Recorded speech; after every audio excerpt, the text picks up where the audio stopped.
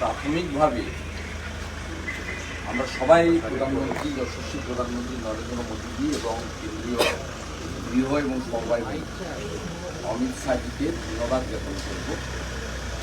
তারা সমস্ত রকম বিভ্রান্তি দূর করে দিয়ে আজকে রুলস আউট করেছেন এবং যেটা আমরা পশ্চিমবঙ্গে যারা আশঙ্কা করছিলাম যেখানে রাজ্য সরকার তার সরকারি মেশিনারিকে দিয়ে এটা ইমপ্লিমেন্ট করতে দেবে না। ভারত সরকার এমন একটা মেকানিজম করেছে তাতে জেলা শাসক বা রাজ্য সরকারগুলির কোনো রোল এখানে থাকছে না। এর ফলে সমনাগরিকত্বের যে মর্যাদার দাবিতে বিশেষ করে ঠাকুর হরিচাঁদ ঠাকুর, ঠাকুর গুরুচাঁদ ঠাকুর, পরবর্তীকালে কেপি ঠাকুরদের নেতৃত্বে, তার পরবর্তী সময়ে শান্তনু ঠাকুর মহোদয়, মঞ্জুল কৃষ্ণ ঠাকুর মহোদয় এবং ওই পরিবারের বড়দা সুব্রত ঠাকুর মহোদয়, এরা যেভাবে 14 সাল থেকে ভারতীয় জনতা পার্টি এবং রাষ্ট্রবাদী আন্দোলনে যুক্ত হয়ে মোদিজির পরিবারের সদস্য হয়ে দীর্ঘ লড়াই তারা করেছেন, তাদের 14 সালে আপনারা জানেন মাননীয় সুব্রত ঠাকুর মহোদয় 15 সালে উপনির্বাচনে লড়াই করেছেন এবং সেই লড়াইয়ের পরে মাননীয় শান্তনু ঠাকুর মহোদয়কে জেল খাটতে হয়েছে মিথ্যা মামলায়। এবং এরা ঠাকুরবাড়ির যে মূল অংশ তারা নরেন্দ্র মোদীজির উপর আস্থা ভরসা রেখেছিলেন যে আলটিমেটলি যদি এর সমাধান কেউ করতে পারেন তাহলে শক্তিশালী প্রধানমন্ত্রী করতে পারবেন, শক্তিশালী স্বরাষ্ট্রমন্ত্রী করতে পারবেন। 19 সালে লোকসভা নির্বাচনের প্রচারে ঠাকুরনগরে মতুয়া ধামে প্রধানমন্ত্রী লক্ষ লক্ষ মানুষের সমাবেশে কথা দিয়ে গেছিলেন যে আমি এটা করব এবং সেই অনুযায়ী সংসদের দুটো পক্ষে আইন অনুমোদিত হয় এবং 20 সাল থেকে করোনার প্রভাব থাকার জন্য 20-21 এবং ভ্যাকসিনেশন কমপ্লিট করার জন্য 22 সাল চলে যায়। আমাদের মনে আছে মাননীয় স্বরাষ্ট্রমন্ত্রী 2022 সালের জুন মাসে শিলিগুড়িতে একটি পাবলিক ইভেন্টে বলে গেছিলেন যে ভ্যাকসিনেশনের কাজ কমপ্লিট হলেই আমরা এটা ইমপ্লিমেন্ট করব, রুল বের করে দেব। তাই ভারত সরকার আলটিমেটলি এই তার কার্যকাল মেয়াদের মধ্যে এটা কার্যকর করে প্রধানমন্ত্রী এবং স্বরাষ্ট্রমন্ত্রী ঠাকুরনগর মতুয়াধাম বিশেষ করে বাঙালি হিন্দু উদ্বাস্তু তাদেরকে যে কথা দিয়েছিলেন সেই কথা রাখলেন। এর থেকে বড় আনন্দের কিছু হতে পারে না। মমতা ব্যানার্জিকে বলবো মুখটা একটু সেলাই করে রাখুন, বেশি কথা আপনি বলবেন না এবং পশ্চিমবাংলার বিশেষ করে সংখ্যালঘু মুসলিমদের কাছে অনুরোধ করব যে সিএএতে কারো নাগরিকত্ব কেড়ে নেওয়ার কোনো প্রভিশন নেই। আজকে রুলসে ওটা ক্লিয়ারলি লেখা আছে। তো আপনাদের আমি বিরোধী দলনেতা হিসেবে পাশে ঠাকুরবাড়ির বড় পুত্র এবং আমাদের গাইঘাটার সম্মানীয় বিধায়ক সুব্রত ঠাকুর এবং আমাদের ডক্টর সেলের কো-কনভেনার আমাদের শহীদ মনীষের পিতৃদেব ডক্টর শুক্লা এখানে আছেন, তাদেরকে সামনে রেখে আমি সমস্ত সংখ্যালঘু মুসলিমদের কাছে বলবো সিএএ রুলস এবং আইনে কোথাও কারো নাগরিকত্ব কেড়ে নেওয়ার বিষয় নেই। একেবারে মমতা ব্যানার্জির পাতা ফাঁদে কেউ পা দেবেন না। উনি সবসময় সিএ এর সঙ্গে এনআরসি এনপিআর এসব গুলিয়ে ফেলতে চান। এনআরসি এনপিআর এর কোনো গল্প এখানে নেই। রুলস একদম ক্লিয়ার আছে। সমনাগরিকত্ব দেওয়ার আইন এবং কেন সমনাগরিকত্ব প্রয়োজন সেটা আপনারা কিছুদিন আগে আধারের সমস্যা নিয়ে বুঝেছিলেন। আমি আবারও বলি, আমরা যখন ভিসা বা পারমিটের জন্য যাই অথবা চাকরির জন্য কোথাও চাকরি পেলে পুলিশের ভেরিফিকেশনের জন্য যাওয়া হয়, তখন পশ্চিমবাংলার আদি বাসিন্দাদের কাছ থেকে 71 সালের আগে দলিল চাওয়া হয় না, কিন্তু বিশেষ করে 9টি জেলা বাংলাদেশ পার্শ্ববর্তী, তাদের সেখানে বলা হয় যে তুমি 71-এর আগে দলিল আনো, তাহলে পুলিশ ভেরিফিকেশন তোমার হবে, অথবা বিদেশে যাওয়ার জন্য সে কর্মক্ষেত্র হতে পারে, শিক্ষার জন্য হতে পারে, বেড়াতে যাওয়ার জন্য হতে পারে, বা আত্মীয়র কাছে যাওয়ার জন্য হতে পারে। ভিসা এবং পারমিটের ক্ষেত্রে বলা হয় 71-এর আগে দলিল আনো। এই সিএ রুলস এবং এর যে ভারত সরকারের ডাইরেক্ট অ্যাপ চালু হলো, এতে আবেদন করার ভিত্তিতে নিশ্চিতভাবে ভারত সরকার তাদেরকে কিছু একটা ডকুমেন্ট দেবেন।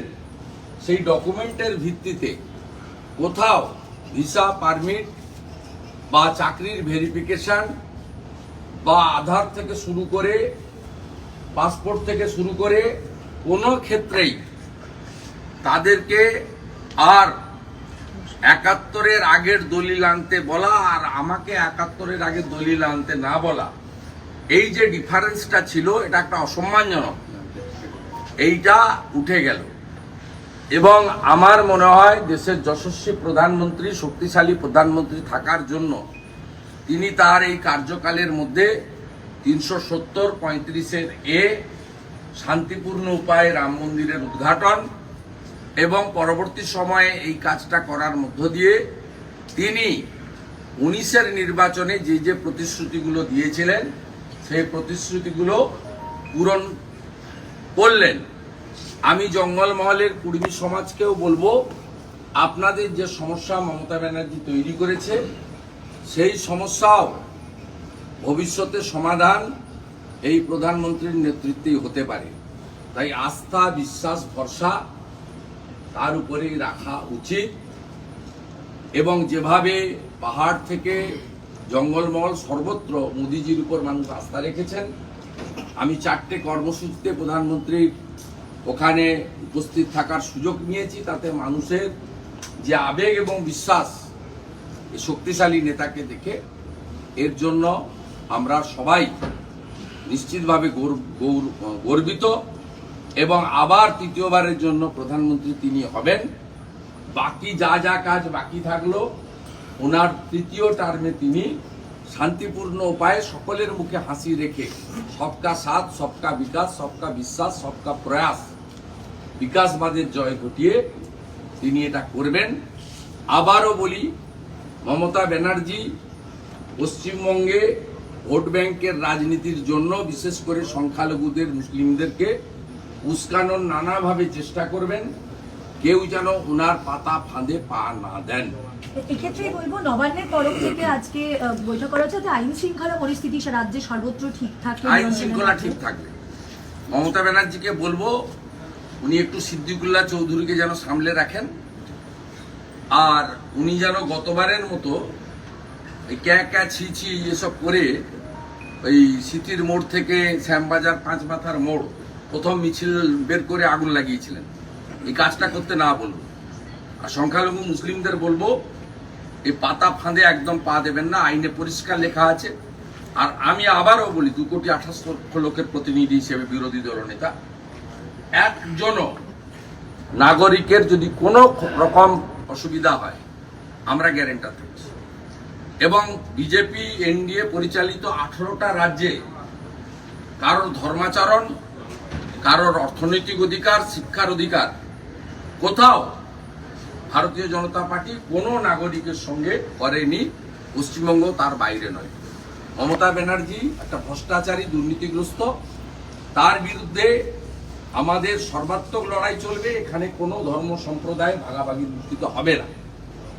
এবং এই লোকসভা নির্বাচন কেন, আগামী বিধানসভা নির্বাচন কেন, পশ্চিমবঙ্গে মূল ইস্যুই থাকবে দুর্নীতি এবং সন্দেশখালির মতো মা বোনেদের উপর অত্যাচার। এই ইস্যুতেই নির্বাচনে হবে এবং এই ইস্যুতেই জনগণের আশীর্বাদ আমরা পাবো। মোদিজি 2 কোটির বেশি বাঙালি উদ্বাস্তুকে কথা দিয়েছিলেন, তোমাদের যে অসম্মান হচ্ছে, এই অসম্মানের হাত থেকে আমি বাঁচাবো। 19-এ আইন করেছেন, আইন কার্যকর করে দিলেন। মমতা ব্যানার্জি বা তার দলদাস প্রশাসনের কোনো রোল রাখলেন না। এর জন্য আমরা সবাই আনন্দিত। আমিও বিশেষভাবে বিজেপির এমএলএ বা বিরোধী দলনেতার বাইরে আমিও আনন্দিত। আমার মা তার পিতৃদেব স্বর্গত মাখনলাল ভট্টাচার্যের সাথে বরিশাল থেকে শুধুমাত্র হিন্দু হওয়ার কারণে ৬২ সালে এক কাপড়ে পালিয়ে এসে হুগলির চন্দননগরে উঠেছিলেন, জুট মিলের ম্যানেজারই করেছিলেন। আমার মায়ের পিতৃদেব বরিশাল থেকে এক কাপড়ে চলে এসেছিলেন। এই কংগ্রেসের বিভীষিকাময় দেশভাগের খেসারত এই ২.৫ কোটি ৩ কোটি হিন্দুকে দিতে হয়েছে। জমি বাড়ি সব ফেলে দিয়ে পালিয়ে আসতে হয়েছে। মোদিজি সমাধান করে দিলেন। মোদি হ্যায় তো মুমকিন হ্যায়। মমতা ব্যানার্জি এতদিন ধরে তো অলআউট খেলেছেন সিএ নিয়ে। আজকে অদ্ভুতভাবে তিনি বলছেন যে পুরো বিষয়টা দেখবো, আইনগুলো দেখবো, তারপর মন্তব্য করবো। আজকে কিন্তু সেই অর্থে কোনো নেগেটিভ বলার কিছু নেই। ডিটেনশন ক্যাম্পে না রাখার সেই আশঙ্কা না কোনো সুযোগই নেই। এটাতে আবার বলি, আইন খুব পরিষ্কার, রুলস পরিষ্কার, নাগরিকত্ব দেওয়ার কাড়িয়ে নেওয়ার কোনো বিষয়ই নেই। এর সঙ্গে নাগরিক পঞ্জির কোনো সম্পর্কই নেই, এনআরসি এনপিআর এর কোনো সম্পর্কই নেই। কমপ্লিটলি আমি পুরো ব্যাখ্যা করে আপনাদেরকে 10 মিনিটে বলেছি। This is crystal clear. এবং গতকালই আমার কাছে বলছিলাম যে নোটিফিকেশন হবে, আমি ঠাকুরনগরে বলে এসেছিলাম যে আগামীকাল ডঙ্কা বাজবে, জয় হরি বল উঠবে। আবার প্রণাম করি হরিচাঁদ ঠাকুর, গুরুচাঁদ ঠাকুরকে। তারা 1907-8 সাল থেকে, আমি গতকালই ছিলাম, তো আমার সাথে ঠাকুর আছে, বড় ভাই আছে আমার। আজকে ইডির তরফে তৃণমূলের আলকেমিস্ট মামলায় 10 কোটি 29 লক্ষ টাকা সেটা বাজেয়াপ্ত করা হয়েছে। একটা দুর্নীতিগ্রস্ত দল প্রমাণিত হয়ে গেছে।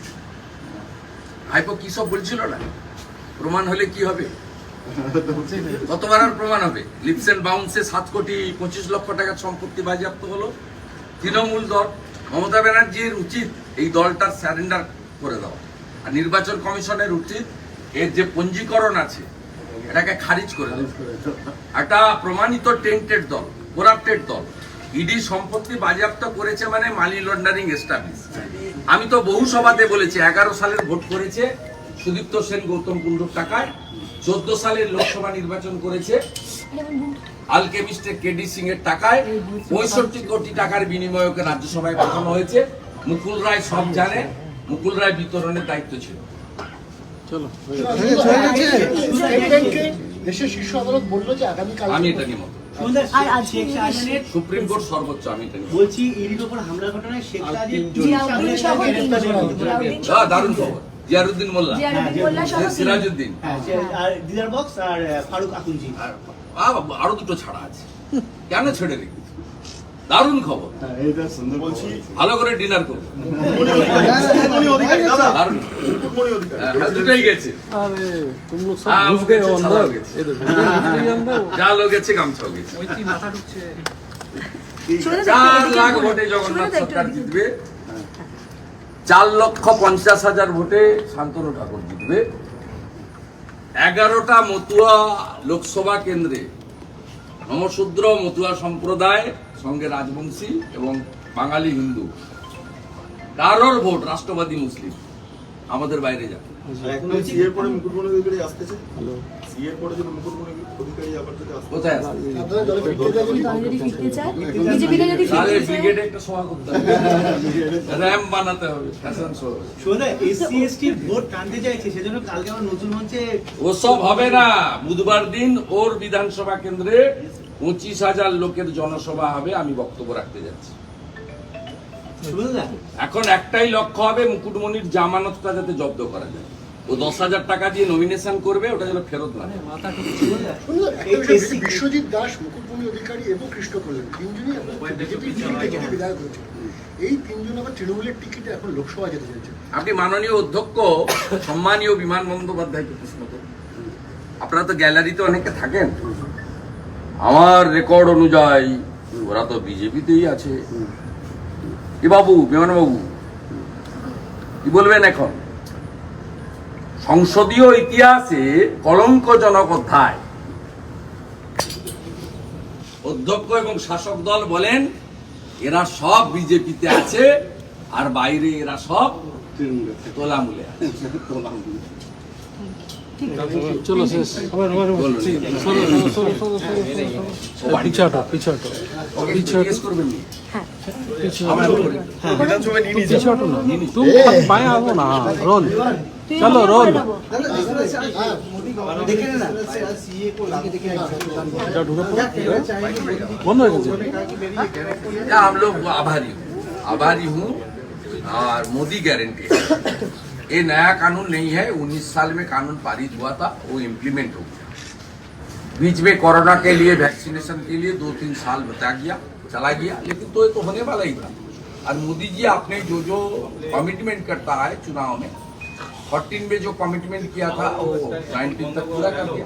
19 में जो कमिटमेंट किया उसका अंदर ये था, जो रिलीजन ग्राउंड में खास करके 7 समुदाय अफगानिस्तान, बांग्लादेश, पाकिस्तान छोड़ के मजबूरी में भागना पड़ा ये लोग को इक्वल सिटीजनशिप देने का।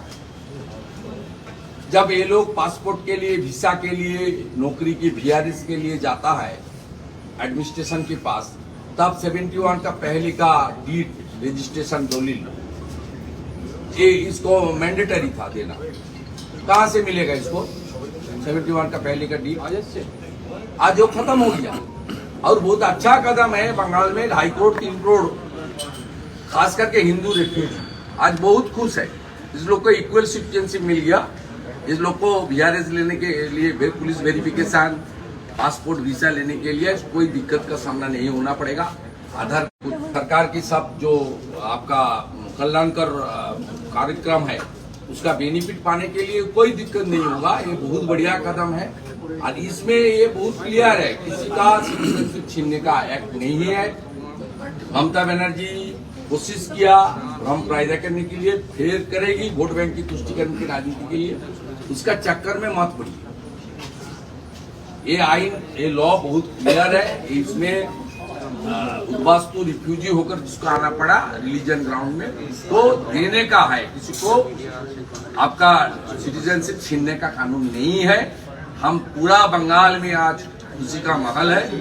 सब लोग मोदी जी को, अमित शाह जी को तारीफ कर रहा है, हर्षोल्लास हो रहा है, मिठाई डिस्ट्रीब्यूशन हो रहा है और मुतवा समाज का जो प्रभु हरिचांद ठाकुर, गुरुचांद ठाकुर उनको शरण कर रहा है। ये लोग 1998 से ये लड़ाई चला रहा है। KP ठाकुर जी लड़ाई कर रहा है, अब EPR ठाकुर जी लड़ाई कर रहा है, उसके बाद KP ठाकुर, उसके बाद मंजुल कृष्ण ठाकुर, अब शांतनु ठाकुर, सुब्रत ठाकुर, पूरा ठाकुरबाड़ी का लड़ाई था। मोदी जी 19 में कैंपेनिंग में आया था ठाकुर नगर में, उन्होंने PR ठाकुर का जो सपना वो पूरा करने का वादा किया, आज पूरा कर दिया। दादा, लेकिन ममता बनर्जी कुछ दिन पहले ही प्रेस कॉन्फ्रेंस कर रही है कि अगर किसी के अधिकारों को वंचित किया जाए तो हम इससे नहीं, कोई वंचित नहीं है। उनको अच्छा करके पढ़ना चाहिए और उनका जो बहुत एडवाइजर है CM में, डॉक्टर अमित मित्र एडवाइजर है, आलापन बनर्जी एडवाइजर है, हरि कृष्ण द्विवेदी एडवाइजर है। ये लोग सब अच्छा करके अंग्रेजी हिंदी पढ़ के बंगाली करके अच्छा करके समझ लेना चाहिए। इसमें किसी का कोई दिक्कत नहीं होगी। आराम से रहिए, शांति से रहिए। समुदाय जिस तरह संख्यालघु है, इसमें जो रिलेशन नहीं है, इसमें मैं ये टिप्पणी नहीं करूंगा। ये कानून का साथ किसी का कुछ छीनने का कानून नहीं है। क्या डिस्कशन हुआ? जिस तरह से लास्ट टाइम वो CA का साथ NRC NPR सब बता दिया। ये तो NRC NPR का बात ही नहीं है। तो भ्रम पैदा करने के लिए कर रहा है, तुष्टिकरण का राजनीति, वोट बैंक। काम तो नहीं किया, चोरी किया। बंगाल में नौकरी नहीं है, इंडस्ट्री नहीं है, कारोबार नहीं है, 50 लाख लोग बाहर चला गया, माइग्रेंट लेबर, 2 करोड़ से भी ज्यादा बेरोजगार एडुकेटेड नौजवान है। किस तरीके से संदेशखाली से लेकर हर क्षेत्र में महिला के ऊपर अत्याचार हुआ है। मुसलमान महिला को बीरभूम का रामपुर हाट में जिंदा जलाया गया, उनका जो TMC का गुंडा लोग है। इसलिए बंगाल का ममता जी का खिलाफ जोरदार लगा रहा है। आज किस तरीके से ब्रिगेड का प्रोग्राम फ्लॉप किया आप लोग देखिए। जनता उनकी साथ नहीं है। उन्होंने वोट बैंक को रक्षा करने के लिए भ्रम पैदा करने का कोशिश करेगा, लेकिन कानून में कुछ भी नहीं है। भ्रम पैदा करने का, दंगा फसाद करने का कोई मौका नहीं है। ममता बनर्जी इलेक्शन कैंपेन कीजिए और झूठा वादा करने रहिए। मोदी जी 400 पार कर देगा, 3rd टाइम प्राइम मिनिस्टर भी बन जाएगा और मोदी है तो मुमकिन। बोल रहे कि मोदी की गारंटी वो जीरो वारंटी है। हाँ, कौन कौन क्या क्या दिनों कर जीरो 5 किलो अनाज मिल रहा है किसका? प्रधानमंत्री अन्न सुरक्षा योजना किसका? प्रधानमंत्री जन धन योजना किसका? 11 करोड़ दीदी को, बहन को, माता जी को उजाला 1-2 मिला किसका? किसान सम्मान निधि मिला 4 करोड़ को, 4 करोड़ का आवास योजना मिला किसका? किसका? 250 करोड़ लोग को वैक्सीन मिल गया मुफ्त में। ईडी की ओर से जिस तरह से 37 ये 370 और 35 ये हटा दिया। 3 तलाक तो 19 का पहले कर दिया, 19 का बाद 370, शांतिपूर्ण तरीके से राम मंदिर। इतना बताओ हम, उन्होंने जो वादा किया पूरा किया। देश को हमारी अर्थनीति 12 में था, आज 4 में चल रहा है। 8 टाइम का बाद 8 में आ जाएगा। टीएमसी के जो 10.29 करोड़ रुपीस जो है वो अटैच किए गए ईडी की ओर से। चोर पार्टी है, रजिस्ट्रेशन खारिज करना चाहिए। भातीजा को प्रेस कॉन्फ्रेंस करने बोलिए, वो बताया था ना, एक भी साबित हो जाएगा तो वही कर लूंगा, वो कर लूंगा। तो पहले 6 महीने पहले लिप्स एंड डाउन्स का 7.5 करोड़ का अटैचमेंट हुआ। उसका किसका कंपनी है? आपका घर का कंपनी। आज टीएमसी का एसेट कब्जा कर लिया ईडी ने। ये तो मनी लॉन्ड्रिंग एक्ट है, ये तो पूरा का पूरा साबित हो गया है। पूरा पार्टी चोर है, पूरा भ्रष्टाचारी पार्टी है। इलेक्शन कमीशन को तुरंत उसका रजिस्ट्रेशन कैंसिल कर। किस तरह से बीजेपी के एमएलए को टिकट दिया गया इस बार? अर्जुन सिंह भी गए थे लेकिन वो कह रहे कि मैं ट्रस्ट जो था वो तोड़ दिया गया है, क्या कहना चाहिए? चलो, उसका पास कैंडिडेट नहीं था इसलिए बीजेपी का लोग को बुलाया। उनका इतना मेजोरिटी है, वो तो बीजेपी को पूरा साफ कर दिया था। उनको बात बीजेपी कहाँ है? कुछ नहीं है। तब भी तो बीजेपी से 5-6 आदमी को लेकर कैंडिडेट बनाया। टीएमसी का पास एबल कॉम्पिटेंट कैंडिडेट नहीं था।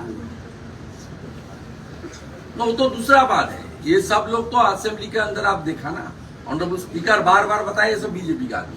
अब बीजेपी का आदमी कैसे 2 फुल निशान से लड़ेगा? अर्जुन सिंह जिस तरह से कह रहे हैं, क्या लग रहा है? अर्जुन सिंह जी का बारे में काल में बता दिया, आज नहीं बता। अर्जुन सिंह का बारे में मैं काल डिटेल्स बता दिया। हमारी सेंट्रल लीडरशिप इसको डिसीजन लेगा। जो डिसीजन लेगा, स्टेट का हर बीजेपी कार्यकर्ता वो मानने के लिए तैयार है। ये चुनाव किसी को एमपी बनाने के चुनाव नहीं है।